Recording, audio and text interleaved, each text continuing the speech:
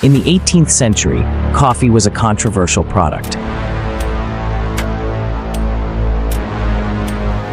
It was a time when coffee was becoming extremely popular across Europe, starting debates on how it affected health.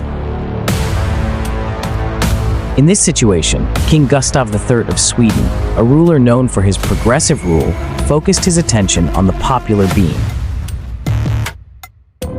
Wanting to clarify the effects of coffee drinking, the Swedish leader planned an experiment involving two convicted twin brothers.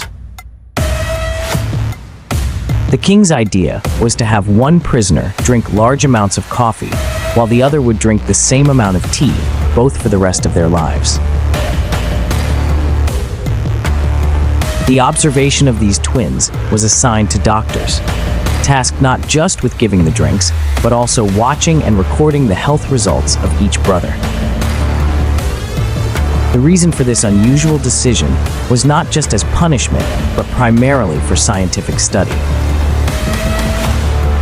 Gustav III aimed to use the situation of the brothers, who had the same genes, to determine the health effects of coffee and tea. But more than science, this project showed the king's own doubts about coffee, whose widespread popularity he considered potentially harmful. Upon starting the trial, the twins were placed in a controlled environment where every factor, except for their drink intake, would be regulated to ensure the purity of the results. The king ordered a chosen group of royal doctors, led by the king's own doctor, to supervise the longevity experiment. Each twin began drinking 3 pots a day of his assigned drink, an amount considered substantial even by today's standards. The doctors carefully recorded the twins' health, behavior, and any physical changes, just like researchers in a modern clinical study would record observations. While their living conditions were very similar, as they both were imprisoned for life, the main difference was the type of drink they were given. Given the medical knowledge of the time, such a trial was advanced in its practical method to study the impact of dietary choices on health. Balancing Enlightenment thinking and the 18th century myths about healthcare, the coffee and tea trial was a unique case of personal royal interest presented as a public health investigation. The health of both brothers was carefully monitored, with regular checkups and observations noted to gather evidence over the years.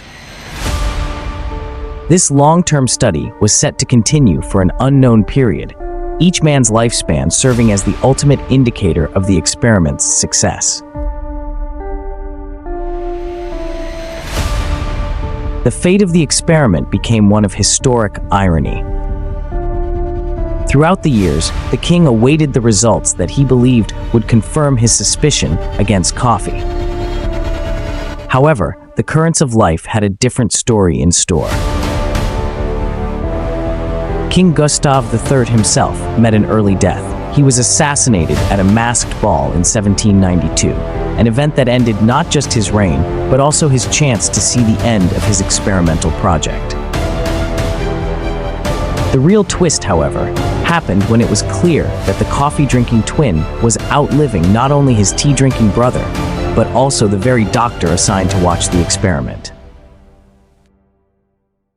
Adding to the uniqueness of the result was the fact that after the doctor's death, several other doctors who took over the experiment also died before the coffee drinker.